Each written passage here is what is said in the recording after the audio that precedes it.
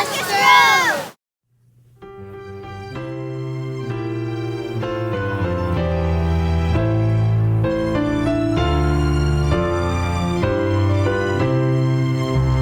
Blessed assurance, Jesus is mine.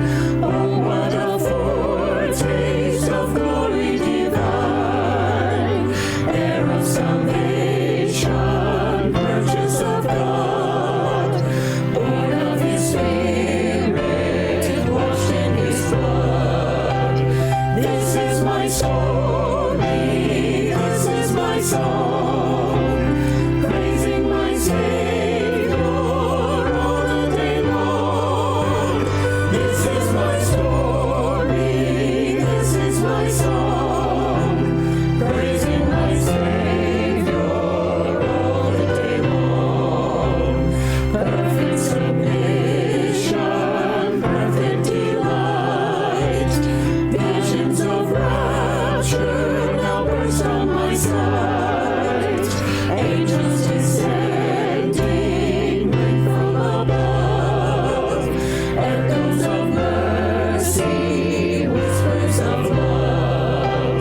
This is my story, this is my song, praising my Savior all the day long. This is my story, this is my song, praising my Savior all the day long.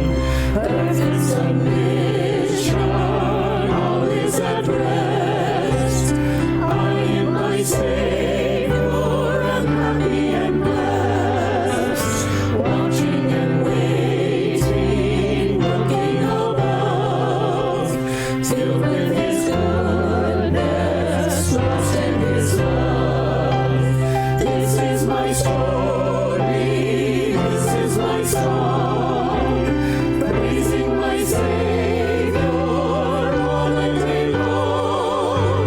This is my story, this is my song, praising my Savior all the day long.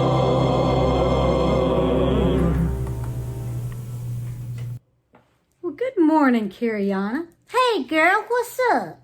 Well, as usual, I know girl, you always messed up. She don't know what she doing. I do know what I'm doing. I'm looking around and I'm seeing some of these people. Listen, okay, excuse me. I've kind of always been somebody who tried to be, I don't know, the person who did the right thing. Yeah, I know, and you always worried about what somebody else is doing. Well, I'm not always worried about it, but I do notice it. Like what? Okay, well, like when I was in school. Girl, that's been too long. Don't nobody know about that. Well, no, that's not necessarily true. We're always learning. As a matter of fact, we're never out of school. We're never out of learning something new. That's true. We're having to learn things new right now. With this pandemic thing going on, and COVID-19, we're having to learn how to refocus ourselves. I know. And you can't help but look at what somebody else is doing. Some people are staying in like they're supposed to. That would be you. Well, I'm not staying in exactly like I'm supposed to be, but I do try to take the precautions when I go out. I try to do things that would help the safety of my fellow friends or even neighbors or people I don't even know. When I go into the stores, I wear a mask. Yes, the store says you need to. Well, I do. And then some people say, don't wear no mask at all. And then some people have not even done, I've been watching some of these people. You have? Yeah. And as a matter of fact, I'm kind of starting to feel a little bit like Job. Excuse me?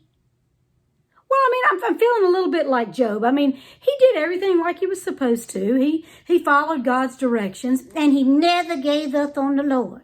I know. And he never did do what you're doing. So how can you say you feel like Job?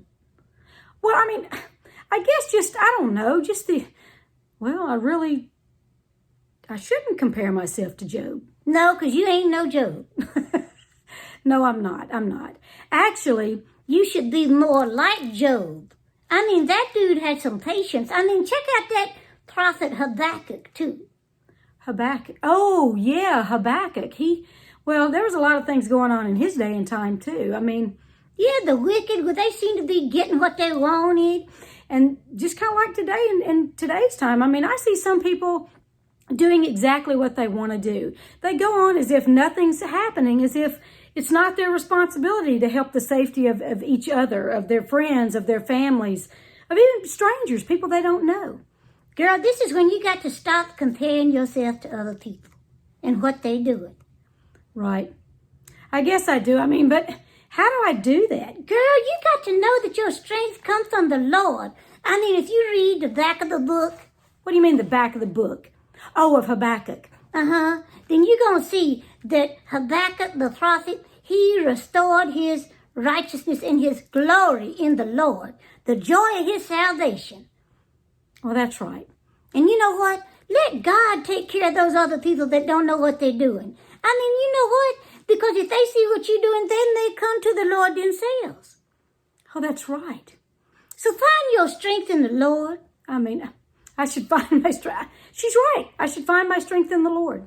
I mean, just like Job. Do not give up worshiping and following God. That's right. Because you know what? He is in charge. He's on the throne. That's right. Not us. No, girl, can you imagine that? That would not be good. So you know what? I'm going to do exactly what you said. I'm not going to focus on people around me. I'm not going to focus on the things around me, the circumstances, the environment. I mean, or anything you can't do nothing about. Look to the Lord. That's what I'm going to do. Look to the Lord, because there is my strength. In Him is my hope. True. And if I do that, someone else could too. Quit looking at other people, girl. Do not compare yourself to them. Hey, I'm not. I mean, because you're going to keep your feet on the right path. That's right. Let's stay the course. Stay the course, because you know what? God is in charge, and He knows what's going on, even when we don't. So, trust in the Lord.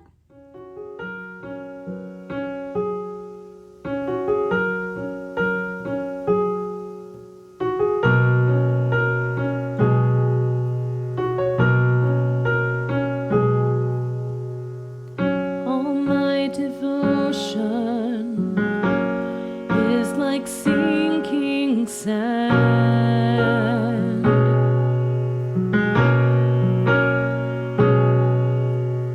I've nothing to cling to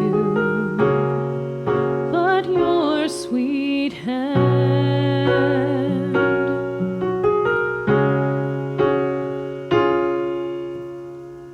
No clear emotions keeping me safe at night.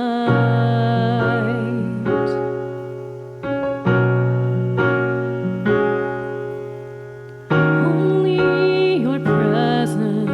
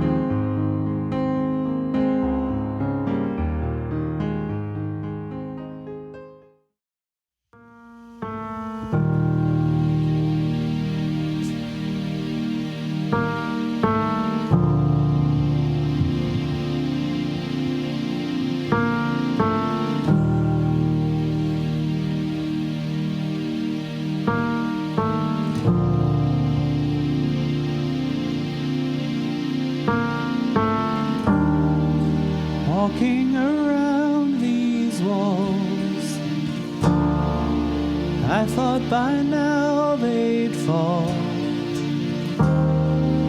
but you have never failed me yet.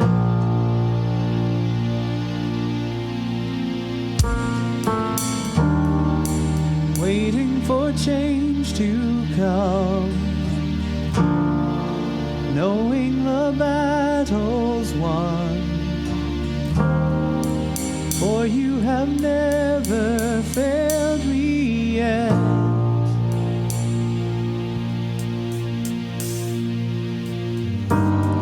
Your promise still stands, great is your faithfulness, faithfulness.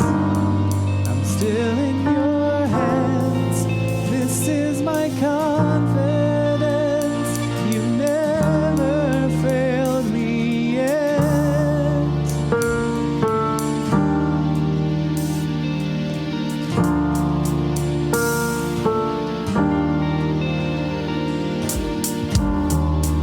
I know the night won't last,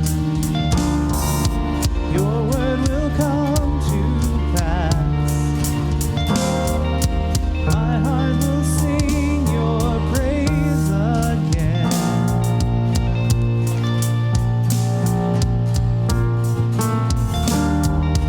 Jesus, you're still enough. Keep me within your love.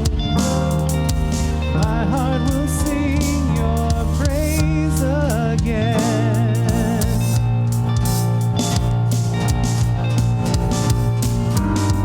Your promise still stands, great is your faithfulness, faithfulness. I'm still in your hands, this is my confidence, you never fail. Your promise still stands, great is your faithfulness, faithfulness. I'm still in your hands, this is my confidence, you never failed me yet.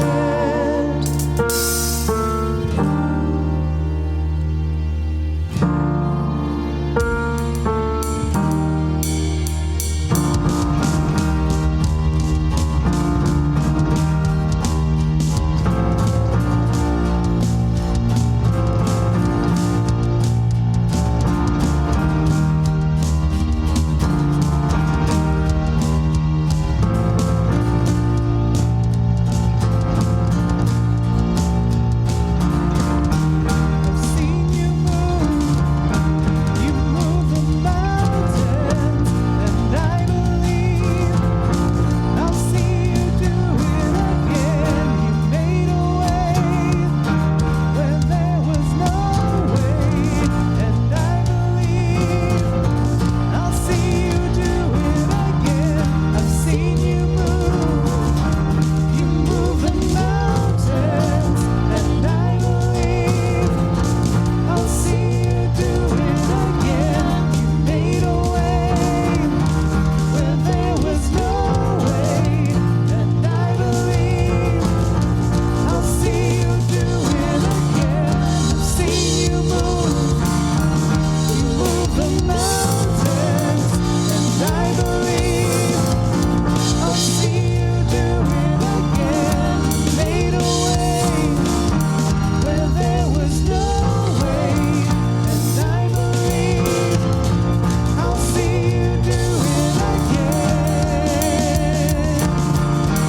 I'll see you do it again.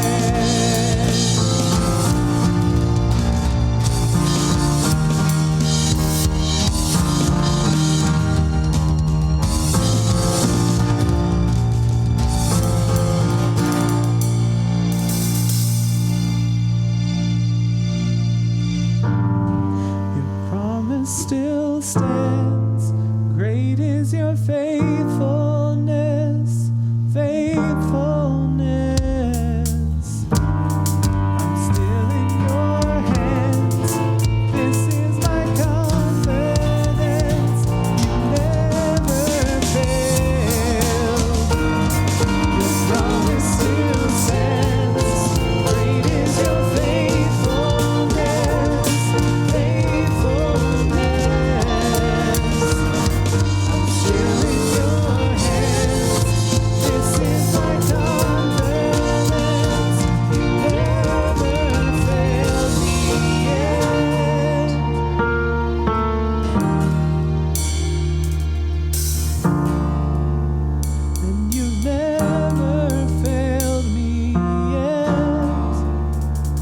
I never will forget.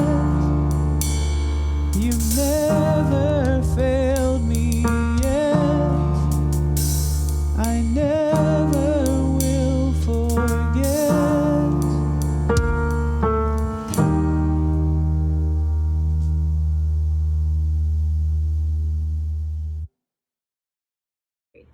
Good morning. My name is Sarah Wright, and I am going to be reading Habakkuk chapter 3, verses 17 through 19. Even though the fig trees have no blossoms, and there are no grapes on the vines, even though the olive crop fails, and the fields lie empty and barren, even though the flocks die in the fields, and the cattle barns are empty, yet I will rejoice in the Lord. I will be joyful in the God of my salvation. The sovereign Lord is my strength.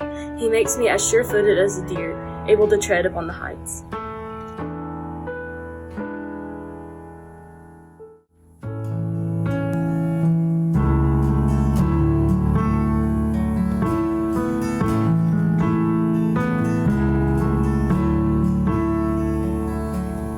When I fear my faith will fail, Christ will hold me fast. When the tempter would prevail, He will hold me fast. I could never keep my hold through life's fearful path, for my love is often cold. He must hold me fast. He will hold me fast. He will hold me fast. For my Savior loves me so. He will hold me fast.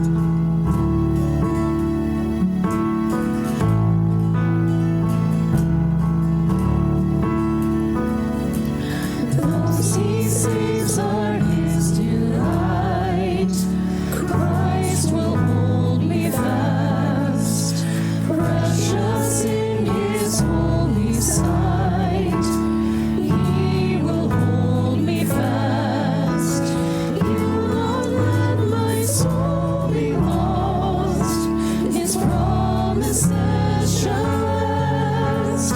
All I hear at such a cost.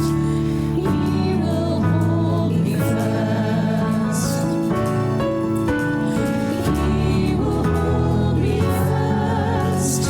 He will hold me fast. For my Savior loves me so. He will hold me fast.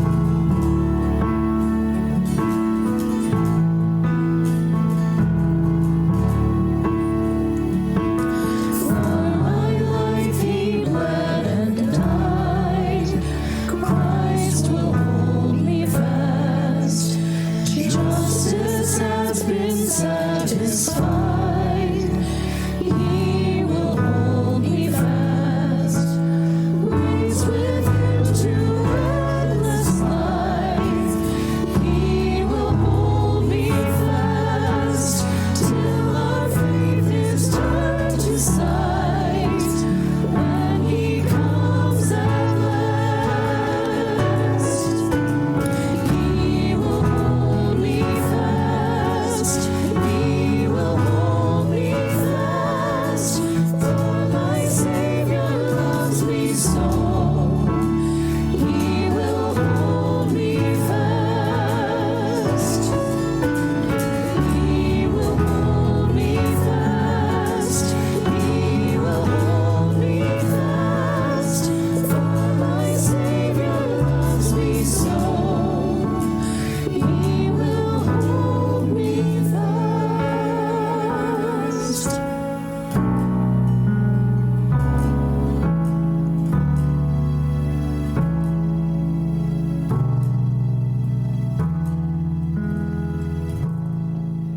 Well, good morning. Good morning. I obviously am not on the Flint River. Now, look, I was on the Flint River earlier today. I went there with, my iPad to record this. I went there with all my setup, and got down there and got started. And it's a beautiful day. The sun is shining beautifully. But I got down there and I ended up being defeated by the wind and a weed eater. So I got about halfway into this and finally decided, no, this is not going to work. So here I am. And by the way, I dressed up. First time I've had a jacket on in quite a while. I didn't go to the sanctuary or chapel at Locust Grove. Could have. I thought I would wait. I would wait until we gather there as a congregation and worship when I preach there. But for now, today, I came here. I retreated back to my sanctuary. So I'm inviting you into my sanctuary, to my sacred place. This is where at home, I have a study, and I can read and think and pray and just sometimes try to listen a little better. And so this is my place. And so I come here today to try and offer you a word of encouragement, a word of hope from the text. And I know we've already worshiped together, but I hope that you will continue worshiping in this part as well as we talk together about how in the world do you learn to sing the song of faith in days like this. Now, I know we've already weeks ago when this first started, we talked a little bit about this, but I'll get there. Just hang on. Before I do, though, I wanted to say a word about the next few weeks. June the 7th, we are planning, as of now, could change, you know that. But as of now, we are planning to try and worship together again in the sanctuary. We plan to open the sanctuary up at 10:30 and worship at 10:30. And we will practice all the guidelines. We will make sure that we're doing everything we can to be safe. We're going to do everything in our power to keep all of us safe during this. And that will mean, not only social distancing, there'll be no handshaking, no embrace, no hug. Masks are encouraged. We're going to do everything in our power to be safe in this. Now, if you are a person who is at risk, truthfully, my word for you is stay home for now. It's not that we don't want you there. We do. I want to see every one of you. I look forward to that day. But, if you're at risk, it's just not worth taking that risk. So stay home, stay in shelter. And we're going to live stream the service, so you can still be a part of worship. You can be a part of worship through YouTube or Facebook. And I know it's different. I get that. I know. But that doesn't mean you're going to be disconnected from community. You will not. You are still very much part of community. We're going to continue to reach out and minister. We're going to stay connected. You've done great, by the way, Locust Grove. Wow. I need to say that every Sunday when I try to stand up and offer a word. You are an incredible church. You have responded to this challenge in the church in just inspiring ways. I'm proud of you. I love you. It's incredible. Honored to be your pastor. So today, again, I want to try to offer a word that would, in some way, I hope will be helpful. It's found in one of the books of the Bible that in many ways is obscure for many of us. It's found in the book of Habakkuk. Across the years, I've never had anyone come to me and say, hey, you know what? That Habakkuk is my favorite book of the Bible. No, that's never happened. Not in my ministry. I haven't heard that. Most of us know let me take that back. Most of us know it's in the Bible, but might have to look for it for a bit. But to read it, to really read it and take the message in, to internalize that, it actually took an assignment in seminary to get me to do that with this book in the Bible. I was in seminary, I was in a preaching class, and the professor gave each one of us an assigned text. I drew this text in Habakkuk. This was the text. And each one of us were supposed to look at commentaries, do our work, do the due diligence, pray, study, and prepare a sermon from this passage. Well, immediately I went to the text and I read it. I looked at it and I thought, this is pretty straightforward. I'm not going to have many challenges here. But the longer I lived with it, the longer I worked with that text, before those 2 weeks were up, I'm here to tell you, I'd found an insight that really changed my life in many ways, and in many ways continues to inspire me. And I hope that this word will do that for you with your life. Now, here's the thing with this text. Habakkuk is writing in a time when things aren't necessarily working out his way. They're not going the way he thought they would go. And he is in a very challenging time with his life. His faith is being tested, if you will. But I'm here to tell you, what Habakkuk does is he teaches all of us how to sing a cappella. And by that I mean, I know there are plenty of people who know how to do that well, but in the Baptist world, we're used to having accompaniment. We're used to having someone accompany us with a song. There are instruments there. There are a piano, organ, strings, all the things that come to really help us sing the song. Habakkuk found himself in a time when there wasn't anything else around him that would have led him to worship. He had to decide, was he willing, was he able to sing the song of faith when there's no accompaniment, when there's no other music around him. Now that's the real challenge, right? So let me read again the text, and then I want to talk about this with you for a moment. And Habakkuk 3. Though the fig tree does not blossom, and there is no fruit on the vines, though the produce of the olive fails, and the fields yield no food, though the flock is cut off from the fold, and there is no herd in the stalls, yet I will rejoice in the Lord.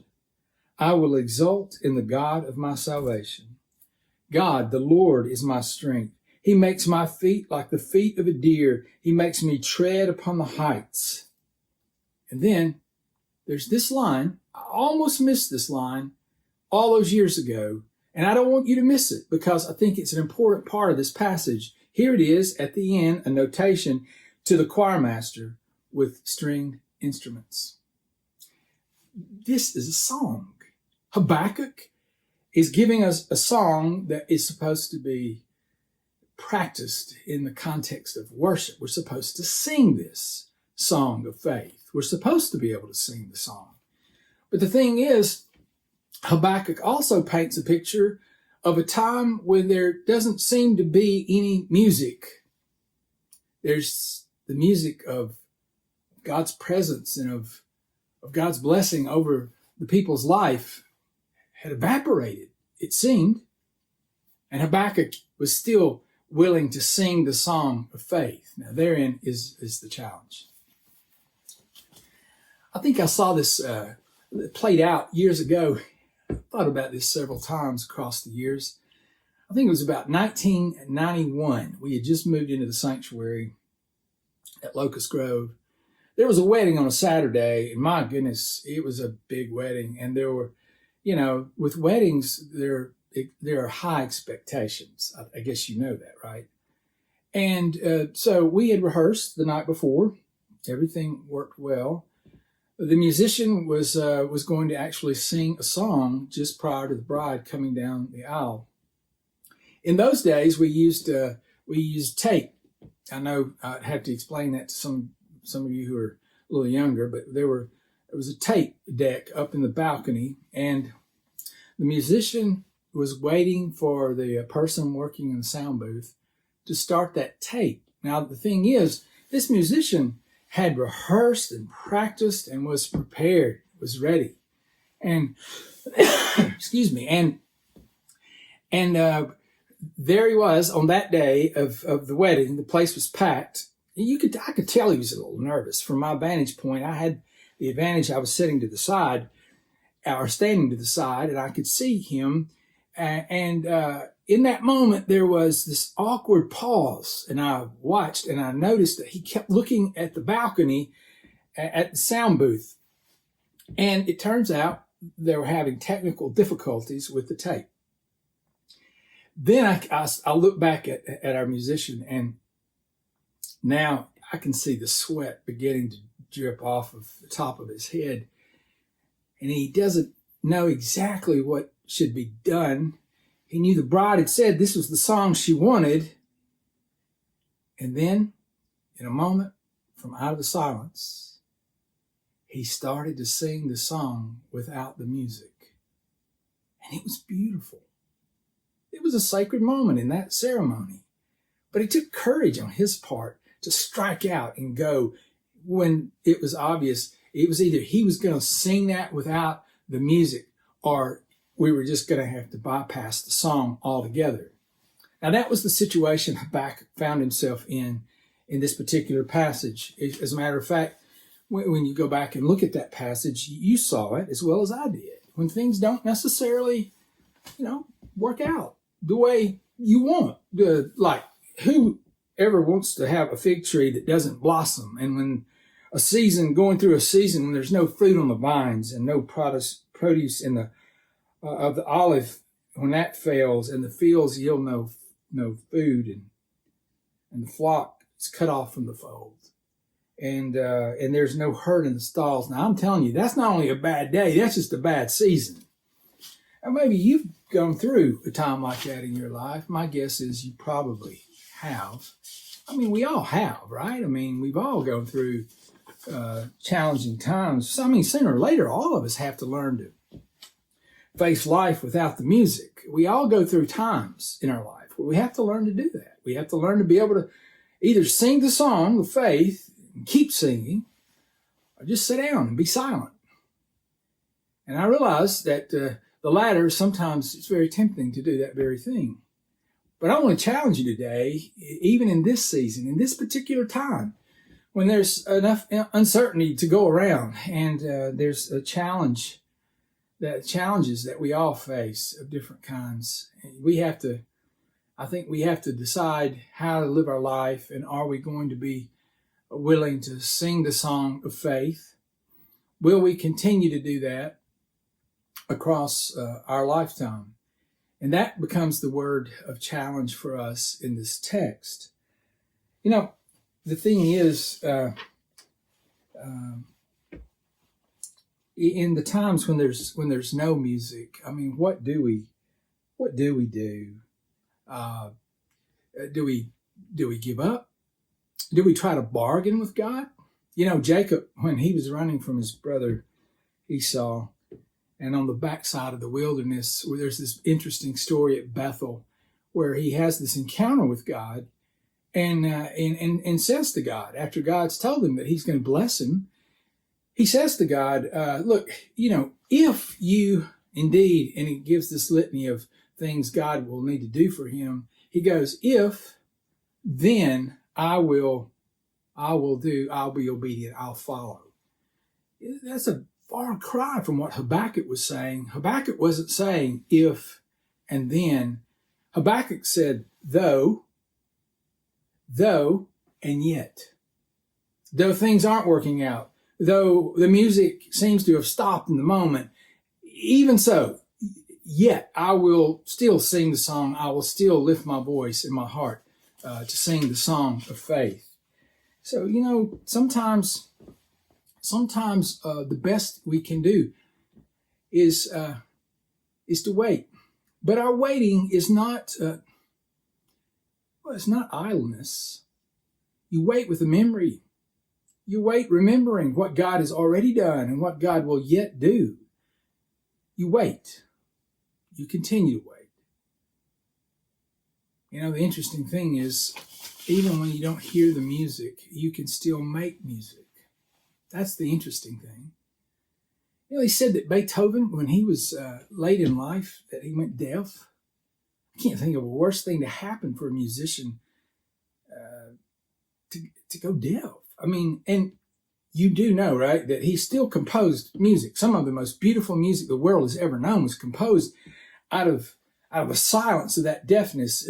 Beethoven would take sketchbooks in the woods on long walks after he went deaf, and he would compose music, and his friends would ask him, how are you able to do that? But he said he could remember the notes in his memory. He knew how they sounded. Look, sooner or later in life, you and I are going to We're going to have to learn to live our life of faith that way. We're going to have to learn to live with a great deal of faith, even when the music's not there, when you don't hear it, maybe when you don't feel it. You still sing the song. You keep singing the song, even though things maybe haven't worked out exactly the way you want. Yet I will praise him. That's what Habakkuk said. Wow, what a challenge. What an important word, I think, for all of us in our life to learn to do that. You know, truthfully, if we're going to ever learn to sing a cappella, you're going to have to learn to be able to sing the song without the music. And hopefully it won't be in some public setting where, you know, it's a little awkward, like that musician I was telling you about all those years ago, that you have to make that decision. You'll have to make the decision. You'll have to decide. Do you sit down and quit? Do you sit down and allow the difficulty and the challenges of your life to silence you? Or, by faith, do you stand up and lift your voice and start the song, even without the music? I think that's the challenge for every one of us with our life. It is the challenge that Habakkuk offered. And then he turned and said, you know, to the choir master with stringed instruments, if we could just start to sing the song of faith in the moment, knowing that others would join. And ultimately, the music comes back. It always has, it always will. It's always there. So, will you sing the song?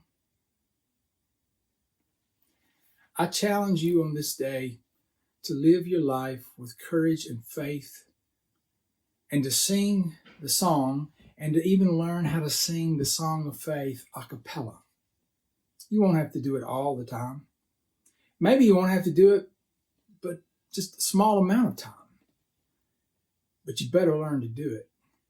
Sooner or later, you'll need to know how to do it.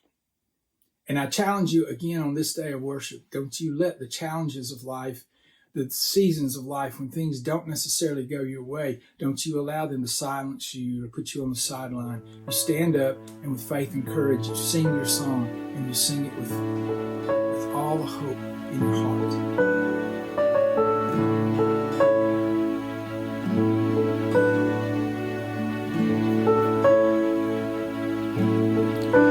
Just as I am without one plea, but that thy blood was shed for me, and that thou bidst me come to thee, O Lamb of God, I come,